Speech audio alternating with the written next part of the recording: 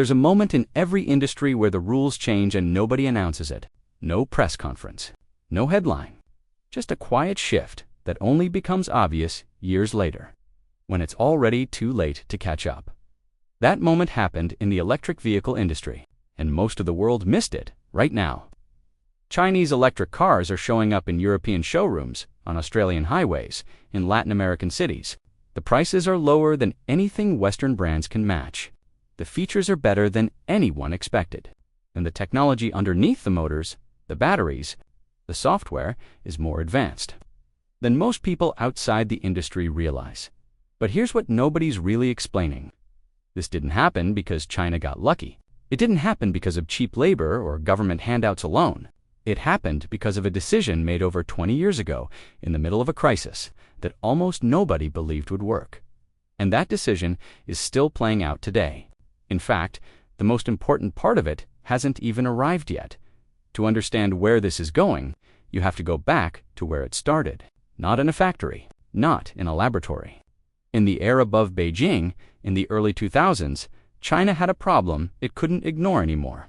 The air in its major cities had become dangerous. Beijing, Shanghai, Shenzhen. On bad days, you couldn't see the skyline. The smog wasn't just an environmental issue, it was becoming a political one. And at the same time, China was importing massive amounts of oil, which meant its economy was exposed every time global oil prices shifted. The country was vulnerable in two directions at once. The government made a decision. If China was going to secure its future economically and politically, it had to change where its energy came from. And the vehicle sector was the most logical place to start. At the time, this seemed almost unrealistic. Batteries were expensive. Range was short. There was no charging infrastructure anywhere. Electric vehicles were a niche product that had failed to scale in every Western market that tried. And yet China committed to it anyway. Not as an experiment, but as a long-term national strategy. Under the 863 program, billions started flowing into clean technology research. A national EV policy followed, covering battery electric vehicles, plug-in hybrids, and hydrogen fuel cells. Consumers got subsidies. Manufacturers got tax relief. And slowly, the environment began to change. But the most interesting move wasn't the money. It was where China chose to deploy EVs first, not into private hands. Into buses, Shenzhen set a goal that sounded almost impossible at the time. Convert the entire city bus fleet to electric. Every single bus, and by 2017, they had done it. 16,000 electric buses, running daily across one of China's most populated cities. Think about what that actually demonstrated. It wasn't a prototype. It wasn't a pilot program. It was proof, at full scale, that electrification worked in the real world, in traffic, in heat, across millions of kilometers. Other cities saw it. Other governments saw it. And confidence started to build. But even that wasn't the most important part of China's early strategy. The most important part was something most people never think about. When they buy a car, it was the charger on the street corner. Here's the psychology that China understood before anyone else.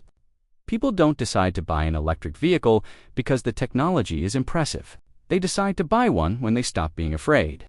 When they're confident that if their battery gets low on a Tuesday afternoon, there will be somewhere to charge it before they get home. China built that confidence before it tried to sell the cars. While Western markets were debating whether to invest in charging infrastructure, China was installing it at a scale that had no comparison anywhere in the world. Millions of charging points across major cities. In some areas, finding a charger became as easy as finding a petrol station. And only once that network existed, only once the anxiety was removed, did the market really open up. But China still needed one more thing to fully lock in the transition. And in 2017, it introduced a rule that changed everything. Not a subsidy, not an incentive, a trap.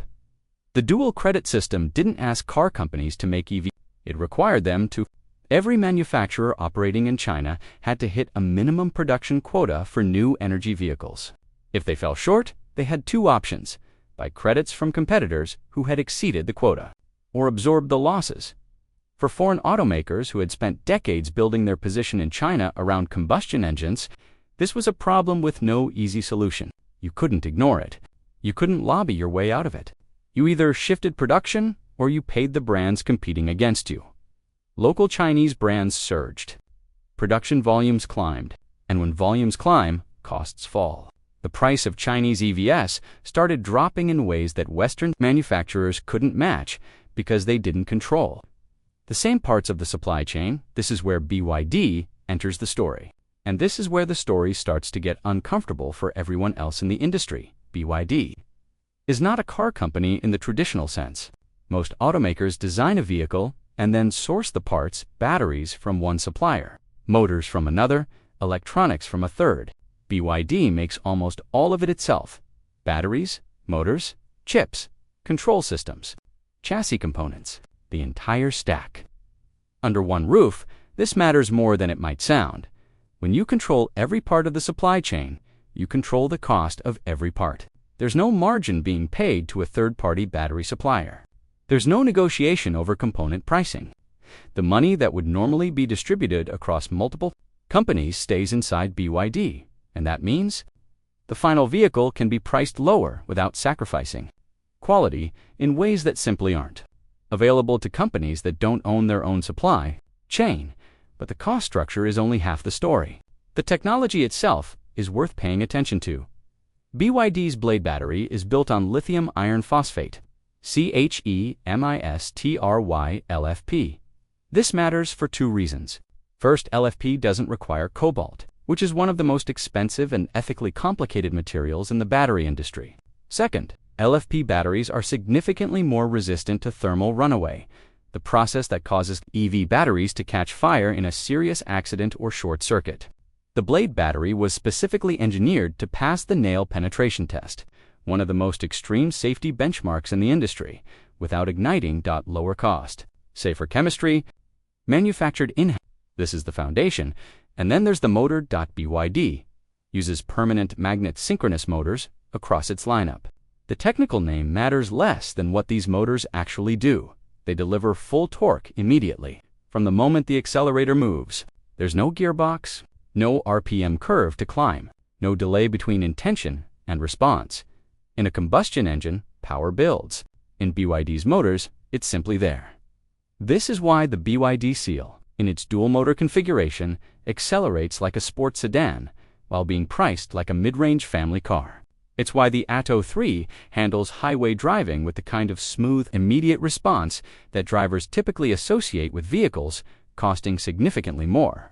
And it's why even the Seagull, the entry-level model priced under $15,000 in some markets, doesn't feel underpowered in daily use. The E-Platform 3.0 ties all of this together. Battery, motor, and chassis are integrated as a single engineered system, not bolted together as separate components. The result is reduced weight, better balance, and higher efficiency. Less energy wasted, more performance delivered. BYD Single quotes as secret isn't one breakthrough. It's the combination of a dozen decisions, each one individually logical, together almost impossible to replicate quickly. But there's a part of this story that almost never gets told, because it sits underneath everything, literally. Every conversation about electric vehicles eventually arrives at the same destination: clean energy, reduced emissions, a better future. And broadly, that case holds, but there's a cost that the industry doesn't talk about openly enough. And as China scales battery production to a level the world has never seen before, that cost is becoming harder to ignore. Lithium has to come from somewhere. So does cobalt. So does nickel, graphite, and manganese. And extracting those materials from the earth is not a clean process. Every conversation about electric vehicles eventually arrives at the same destination: clean energy, reduced emissions, a better future. And broadly, that case holds, but there's a cost that the industry doesn't talk about openly enough. And as China scales battery production to a level the world has never seen before, that cost is becoming harder to ignore. Lithium has to come from somewhere. So does cobalt. So does nickel, graphite, and manganese. And extracting those materials from the earth is not a clean process. Lithium mining, particularly in South America, consumes enormous volumes of water. In regions already dealing with scarcity, that extraction competes directly with agriculture and local communities. The land doesn't recover quickly.